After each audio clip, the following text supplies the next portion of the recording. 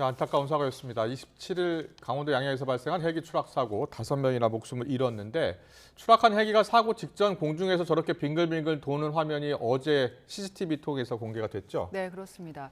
사고 조사위는 오늘부터 추락 헬기 동체를 김포공항 조사실로 옮겨서 원인 규명을 위한 정밀 조사에 착수했습니다.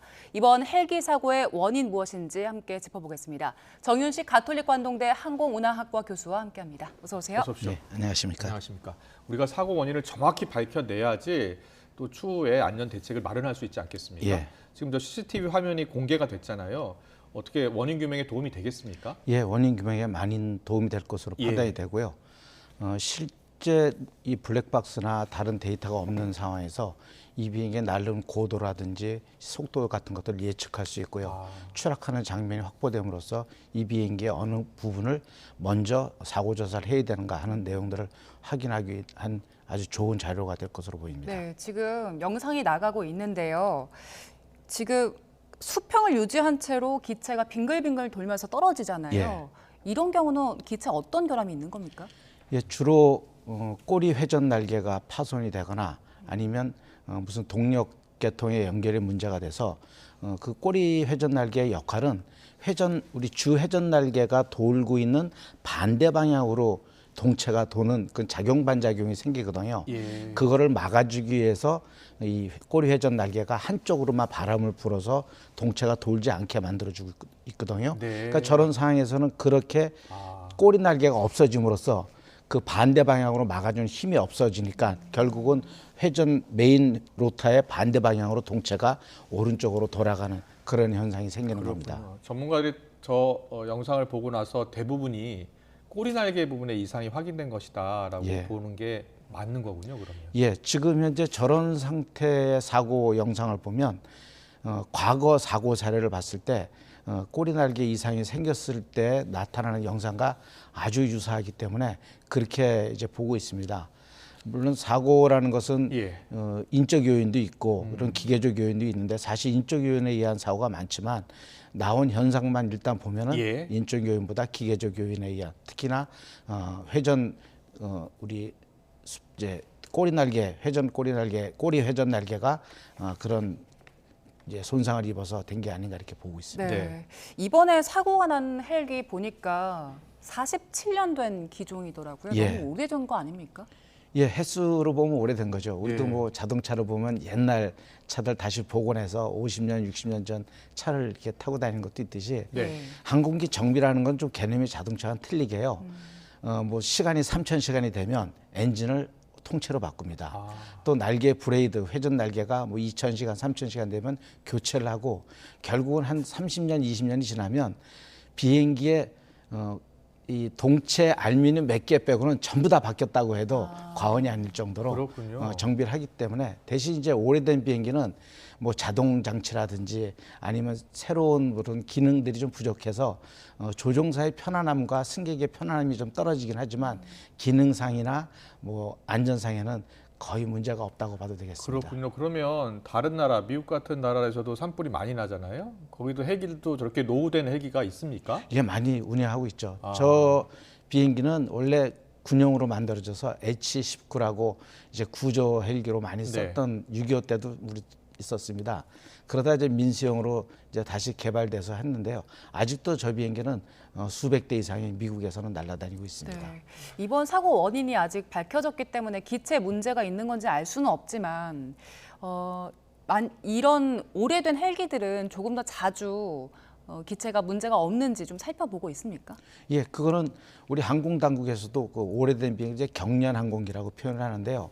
굉장히 관심을 갖고 항공사 대형 항공기뿐만 아니라 이런 소규모 항공사에도 굉장히 강화를 해서 점검을 하고 예. 특히나 제작사에서 요구하지 않았지만 국민의 안전을 위해서 항공 당국에서는 어떤 항목을 더 추가해서 점검해라 이렇게 강제화시켜서 또 보고 있습니다. 그래서 보통 점검 주기가 어떻게 됩니까? 점검 주기는 50시간, 100시간, 400시간, 1년, 1000시간 뭐 점검 주기가 굉장히 많습니다. 자주 하네요. 네. 예. 그래서 그 점검 주기가 제대로 됐는지 또 이 가망 당국에서도 보고 있고요. 거기에 또 추가해서 어떤 항목을 더 봐라 이렇게 또 강화를 하고 있습니다. 알겠습니다. 지금 교수님 말씀 들어보면 헬기 기체의 연령보다 점검이 더 중요하다는 말씀이 예, 맞습니다. 들리거든요. 그렇다면 지금 우리나라 전국에 지자체에서 많은 이제 헬기를 운영하잖아요. 네. 그럼 지자체마다 점검하는 그 기관이 따로 있는 겁니까?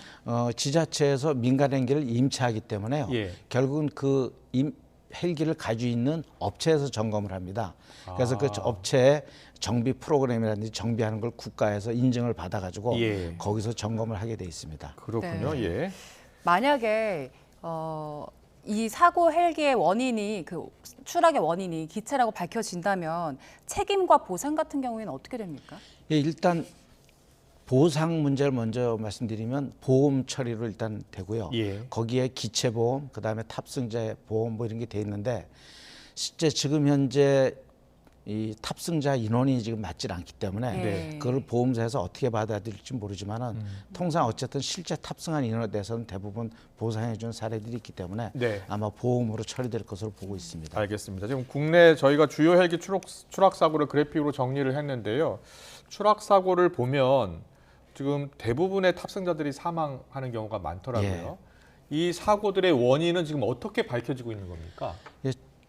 한 반 정도 좀 넘게 인적 요인에 의한 거고요. 예. 나머지 한 반 정도는 기체, 그러니까 기계적 요인에 의한 게 이렇게 나눠지고 있습니다. 네. 근데 이제 헬기가 사망사고가 많이 나는 게 저고도에서 낮게 나르다 보니까 대처할 시간 부족도 있고요. 예. 또 하나가 기상 요인에 의해서도 또 나기 때문에 결국은 시계 확보가 잘 안 돼서도 나고요. 네.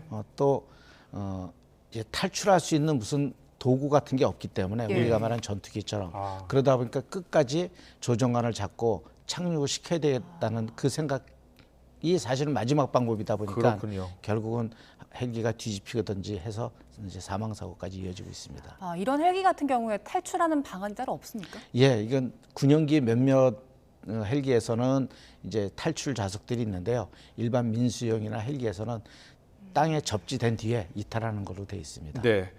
교수님께서 보시기에 이런 사고를 좀 그래도 또 더 줄일 수 있는 대책이 있다면 어떤 게 있겠습니까?